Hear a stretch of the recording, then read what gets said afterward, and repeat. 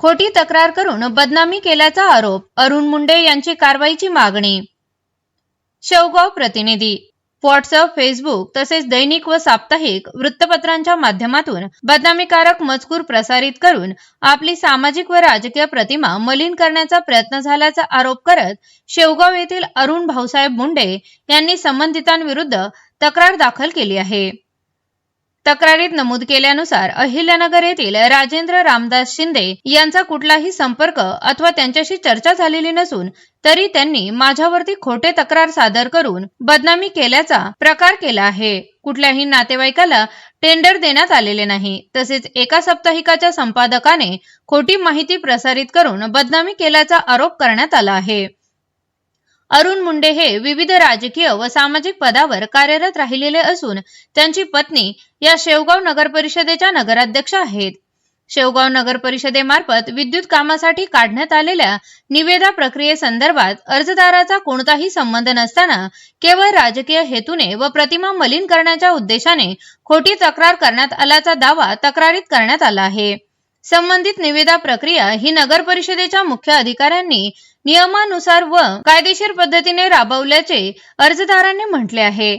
तसेच संबंधितांनी खोटी तक्रार करून निविदा प्रक्रिया रद्द करण्यासाठी दबाव टाकण्याचा प्रयत्न केल्याचा आरोपही करण्यात आला आहे।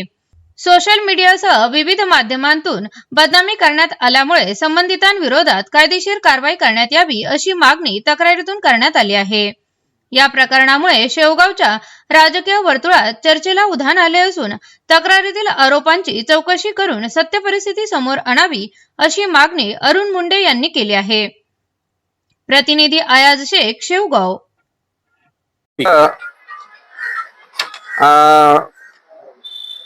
प्रसार माध्यमांमध्ये न्यूज 24 घडामोडी ह्या छोट्या ह्या चॅनलवर मी एक बातमी पाहिली आणि त्याच्यामध्ये राजेंद्र रामदास शिंदे राहणार नगर यांनी माझ्या विरोधात बदनामीकारक असं एक निवेदन माननीय जिल्हा SP साहेब यांच्याकडे दिलं असं त्या बातमीनं मी पाहिलं।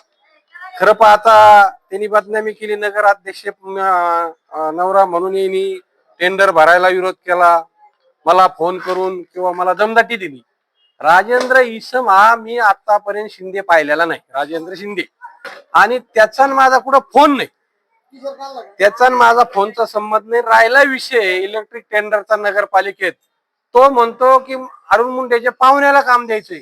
माझ्या कोणत्याही पाहुण्याचं टेंडर त्याच्यात 5-6 टेंडर मध्ये आलेलं नाही, मला कुठेही पाहुण्याला टेंडर द्यायचं नाही।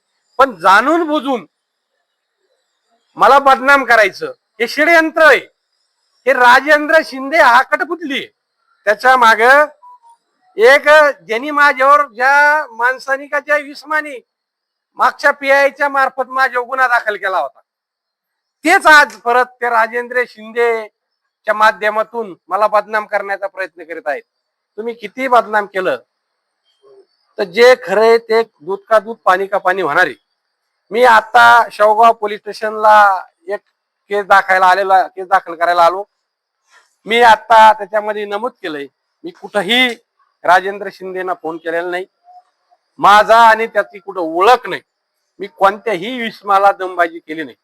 आणि दुसरी गोष्ट, मी उद्याच्या दिवसापर्यंत त्या राजेंद्र इस्मेला बोलून शिंदेला बोलून त्यांनी कुठं मी फोन केलाय, त्याला कुठं दमदाटी केली, त्याच्या फोनवर माझा कोड रेकॉर्डिंग आहे, ते डिपार्टमेंटनी तपासावा, नसता उद्या मी त्याच्यावर गुन्हा दाखल करणार आहे।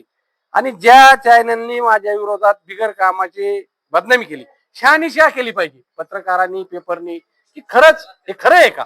एखाद्या व्यक्तीवर 27-28 वर्ष झालं राजकीय जीवनामध्ये मी काम करतोय आणि एखाद्या व्यक्तीचं बदनामी करीत असताना विचार केला पाहिजे। मी सांगतो, त्या मतदारसंघामध्ये ज्याला वाटतं आमच्याशिवाय ह्या तालुक्यात ह्या मतदारसंघात कुणी नेतच राहायला नाही पाहिजे, अशांनी काल हे सगळं षडयंत्र आखलंय। मी जर एखाद्या डिपार्टमेंटकडे अधिकाऱ्याकडे गेलो, तिथं सुद्धा फोन करून सांगितलं जातं अरुण मुंडेचं ऐकू नका, त्याला मदत करू नका। अरुण मुंडे एवढा दूध खळा नाही, अरे तुम्हाला पालथ केल्याशिवाय मी राहणार नाही, काळजी करू नका, माझ्यात बी धमक आहे। पण असे खोटे नेटे लबाडी धंदा तुम्ही बंद करा। एक दिवस तुम्हाला आम्ही ह्या तालुक्यामध्ये निश्चित गाडल्याशिवाय राहणार नाही एवढं बोलतो. आणि ज्या राजेंद्र शिंदेनी खोटा गुन्हा दाखल केलाय त्याच्यावर मी खोटा माझ्या आणलाय त्याच्यावर मी गुन्हा दाखल केल्याशिवाय राहणार नाही.